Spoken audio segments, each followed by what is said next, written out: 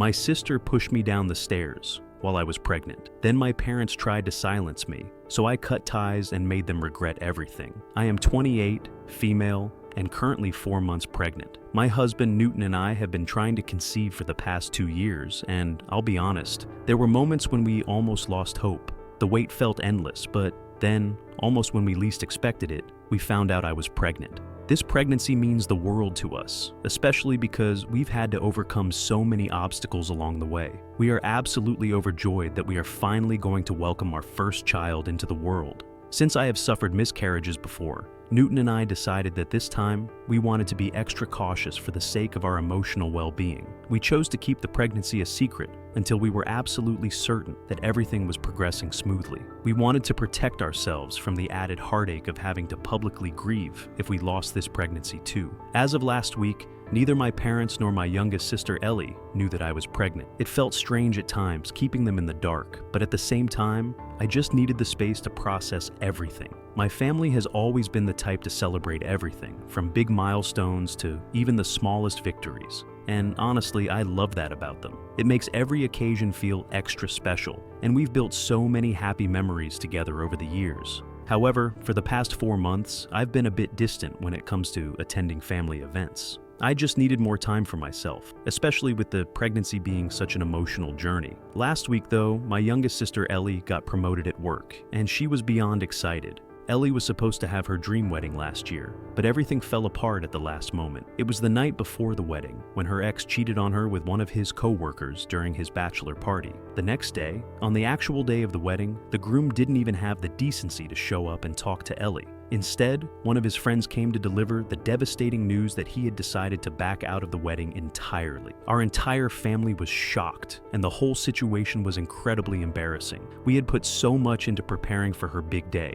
and it was supposed to be one of the happiest moments of her life. Ellie was absolutely devastated and completely heartbroken. She had been so excited and full of hope for her future with this man, only to have it all shattered in such a cruel and public way. After that, Ellie threw herself into her career. It was her way of coping, her way of staying busy and distracted from the hurt. She's always been ambitious and hardworking, but after the wedding fiasco, her dedication to her job reached a new level. Now that she got promoted, it was a huge milestone for her, both personally and professionally. That's why she wanted to throw a celebration to mark the occasion, and practically beg me to come. She mentioned that she hadn't seen me in a while, and I could tell she really missed having me around. My parents were also encouraging me to show up, asking me repeatedly to attend and telling me how much it would mean to Ellie. I really didn't want to disappoint her, especially since I hadn't been present at the last few family gatherings, so I finally agreed. But the thing is, I didn't want to steal the spotlight from Ellie on her big night by showing up visibly pregnant and having the focus shift away from her achievement. That was the last thing I wanted. I wanted her to have her moment, and I didn't want to take away any attention. But with my baby bump growing, it was getting harder and harder to hide. Still, I thought I could manage it for one night. I decided to wear a long, flowy dress that would help conceal my midsection, and I even went so far as to wear shapewear to minimize the bump as much as possible. I was determined to keep the focus on Ellie and her promotion. When I showed up at Ellie's party, everything seemed to be going according to plan. No one suspected a thing, and I breathed a little easier, knowing that my efforts to hide my pregnancy were working. My mom did make a comment though. She noticed that my face and arms looked a bit chubbier than usual, but I had already thought about how to handle situations like that, so I quickly joked back, saying I had just been eating a lot lately. Honestly, I was relieved that they were more inclined to believe me. I think I was just gaining weight rather than suspecting the truth about my pregnancy. That felt like the safer option for now. As the night went on, I realized just how out of place I was feeling. I'm not used to staying up late anymore, and the party seemed to be going on forever. My husband, Newton, came straight from work to the party and was having a good time. He kept checking in on me from time to time, making sure I was okay, which I appreciated. Meanwhile, Ellie and the rest of my family were having the time of their lives. They were doing shots, dancing in the backyard, and just really enjoying themselves. It made me happy to see Ellie so carefree and in high spirits, especially after everything she had been through. But I started feeling queasy, probably from all the oily food and the heat of the evening. I decided I needed to get away from the loud music and energetic dancing, so I slipped inside the house and found a quiet spot on the couch. All I really wanted at that point was to go back home, put my feet up, maybe give myself a leg massage, crawl into bed, and read a bit on my Kindle. I closed my eyes for just a second, hoping to rest and gather myself. That's when my Aunt Mia sat down next to me and startled me awake. I hadn't even realized I dozed off. She offered me a glass of wine, but I shook my head without giving any explanation. Then she commented on how my face had been practically glowing all evening and remarked that I looked like I was pregnant. I froze, not knowing how to react. I tried to laugh it off, feeling awkward and avoiding eye contact. But Aunt Mia is no fool. Her eyes widened in realization, and before I knew it, she asked me outright, "Are you really pregnant?" I panicked inside but tried to play it cool. I shook my head, hoping to distract her, but Aunt Mia placed her hands on my stomach, and her eyes lit up with absolute certainty as she exclaimed, "Oh my God, sweetheart, you are pregnant." She laughed and pulled me into a hug. I panicked a bit and whispered, asking her almost pleadingly not to say anything to anyone yet, since I didn't think it was the right moment to announce it. But Aunt Mia brushed off my concerns and insisted that the family deserved to know such happy news. They had all been waiting so long for this moment, eagerly hoping for me to get pregnant. I pointed out to her that this was Ellie's night, but Aunt Mia cradled my face in her hands, smiled at me, and reassured me that this was a family night since everyone had gathered together. It was the perfect time to share and asked me not to overthink it. Before I could stop her, Aunt Mia got up and walked outside, where everyone was still dancing and celebrating.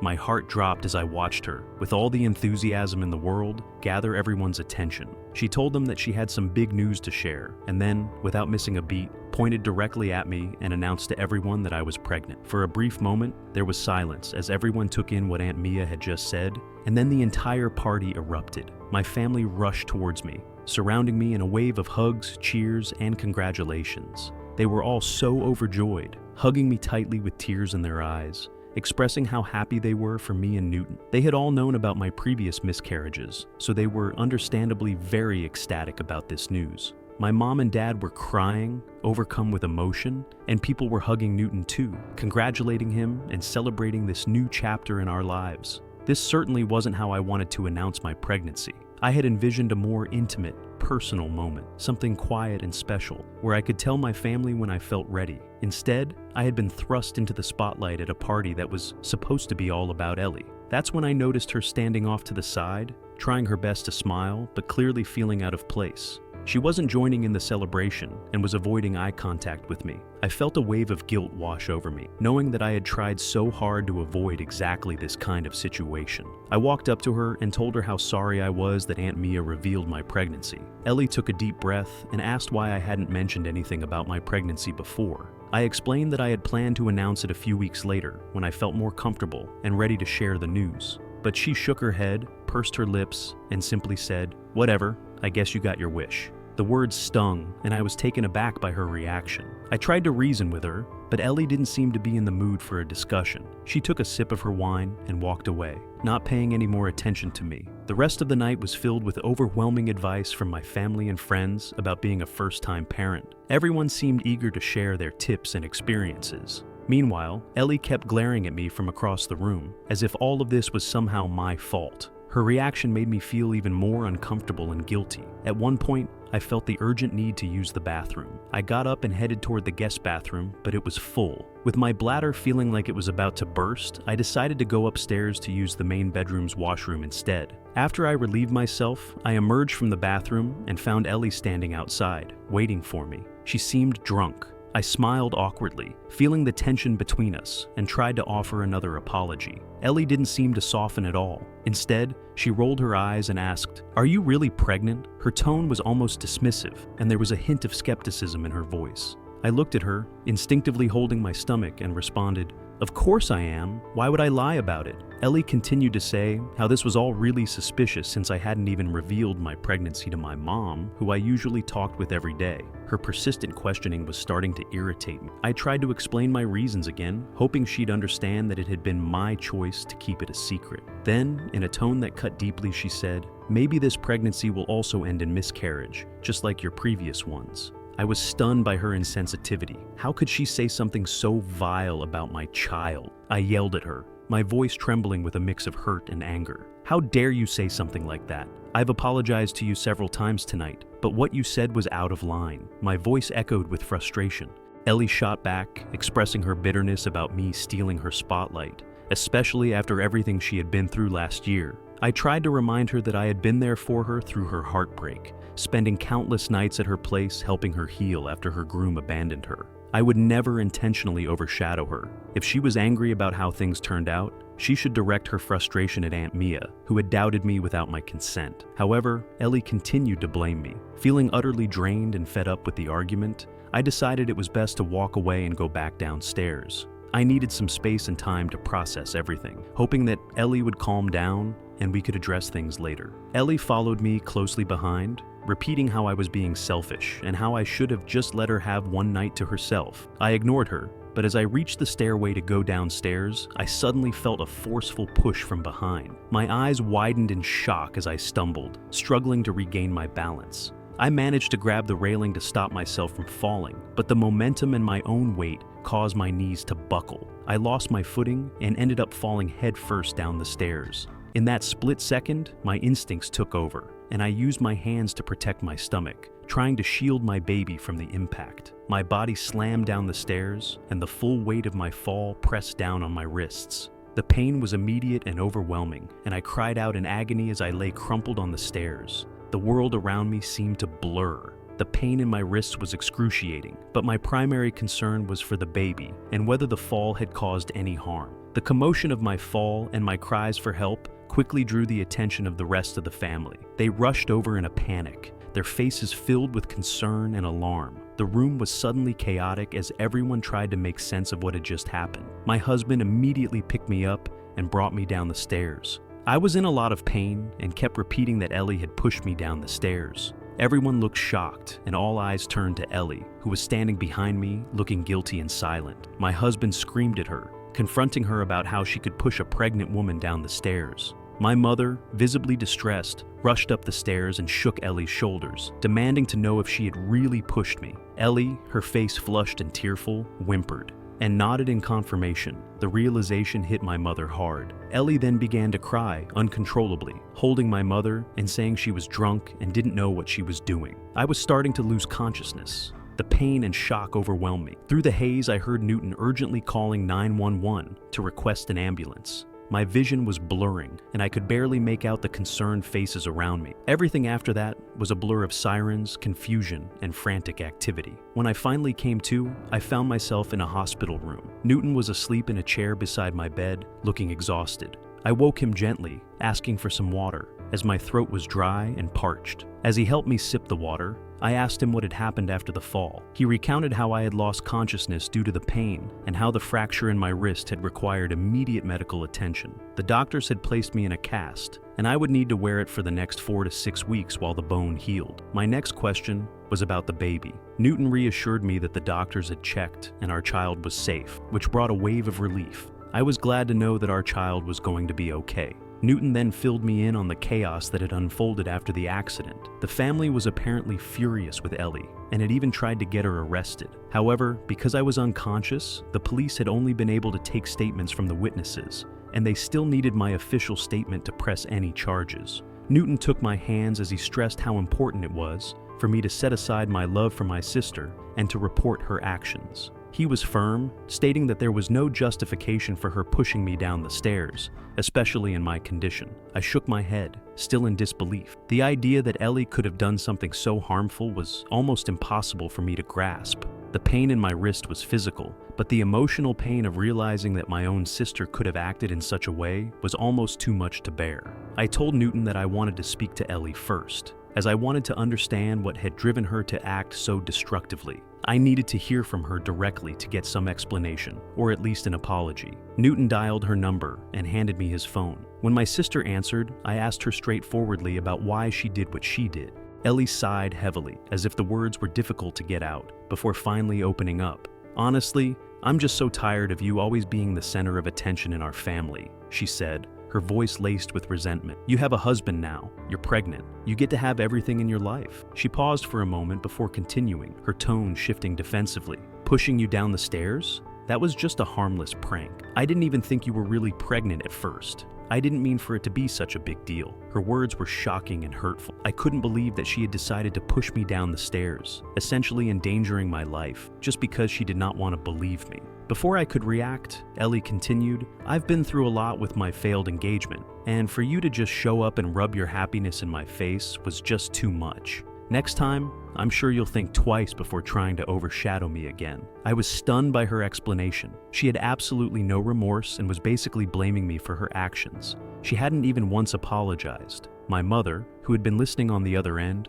took the phone from Ellie and asked me how I was doing. I hadn't realized my parents were still there with my sister. I told her that my baby and I were doing fine and that I had a wrist fracture. My mom told me that she, Dad, and Ellie had stayed up all night at Ellie's place after the party because they were all worried about me. I scoffed and pointed out that they could have waited for me at the hospital rather than stay with my sister if they were so worried. My mom then told me how she and Dad had been talking to Ellie, and both of them felt like she wasn't in the right state of mind since yesterday. She urged me not to report my sister to the police, claiming this was just a stupid drunk mistake. Despite what others were telling me, I was stunned by my mother's plea. "Why are you defending Ellie when she hasn't even apologized to me?" I asked my mom, trying to make sense of the situation. She sighed heavily and explained that Ellie was struggling with a lot right now. She mentioned that Ellie had been crying non-stop since I embarrassed her in front of everyone. I reminded my mom that the real issue was that Ellie had pushed me down the stairs, and they needed to focus on that first. My mother started emphasizing how family is family and that fights like this sometimes happen between sisters.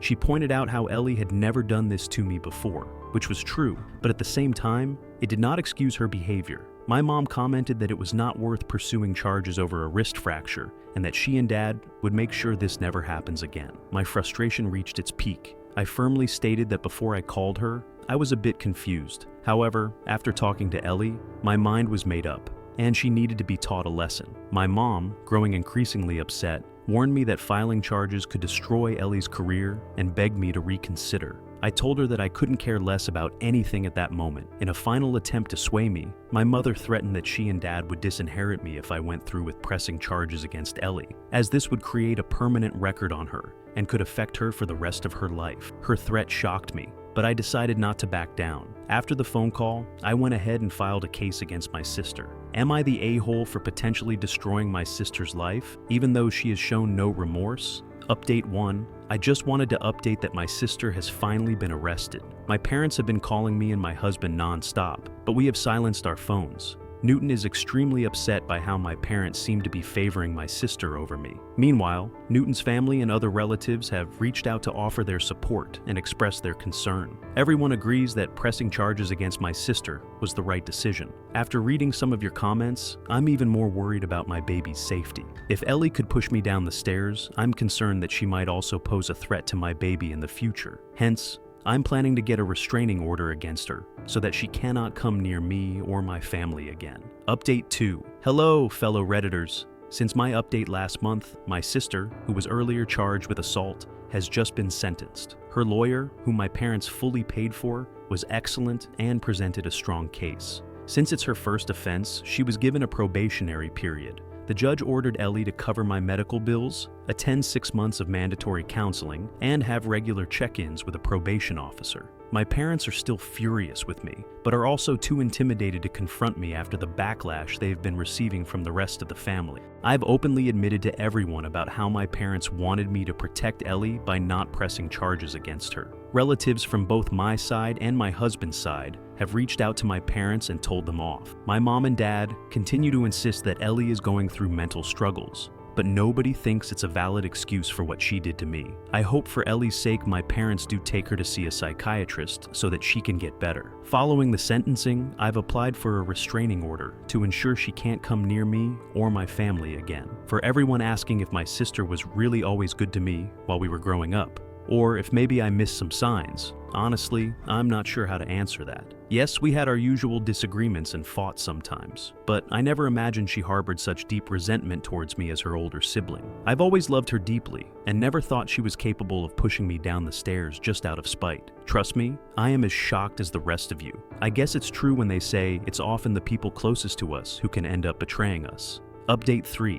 It's been 5 months since I last updated here. My husband and I haven't seen or been in contact with Ellie or my parents. 5 days ago, I gave birth to my baby. Newton and I have been discharged from the hospital, and now we're doing our best to care for our newborn son. Last night, just before we sat down for dinner, I heard a knock at the door. When I opened it, lo and behold, It was my mother standing there on my doorstep. I was completely taken aback. I did not expect to see her at all. I cautiously asked, "What are you doing here?" My husband stepped up beside me, standing protectively in front of me. He looked just as confused as I was to see her on our doorstep. My mother immediately started gushing, telling me how she had heard from some relatives that I had given birth, and she just had to come over to meet the baby. Her excitement seemed out of place considering everything that had happened between us recently. She went on about how she and Dad were thrilled to finally be grandparents. She mentioned that Dad would be arriving shortly with some wine and baby gifts, so that we could all celebrate together as a family. I exchanged a look with Newton, both of us in disbelief. Was my mother really acting like the last few months hadn't happened?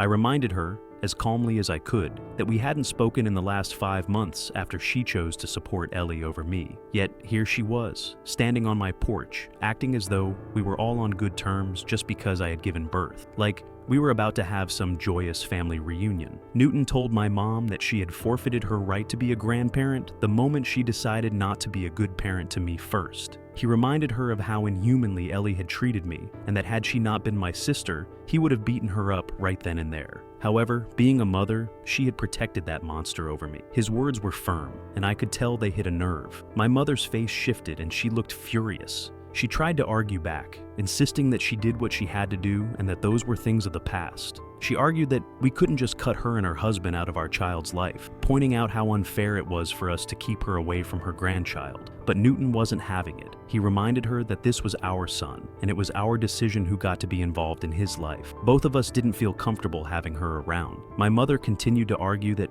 Ellie had been diagnosed with depression, which explained why she treated me the way she did. I shook my head in frustration as my mother continued to justify Ellie's actions, assuring me that with the birth of my son, we could all finally be one happy family and let go of the past. I scoffed and pointed out that I did not want to do any such thing. She thought she could just sweep everything under the rug and be part of our lives again, but things had changed. There was no going back to the way things were. I couldn't handle much more of the situation, so I asked my mom to leave. I didn't want to spoil my mood further, especially not after everything that had already been said. But right at that very moment, my dad arrived in our driveway. He got out of the car holding a big teddy bear and a large basket of gifts. I had no energy left to keep arguing with my parents, and I didn't even understand how they had the audacity to show up unannounced. Thankfully, Newton stepped in and urged me to go back inside and rest. He assured me he would handle them, so I let him. As I walked back into the house, I could still hear their voices through the door.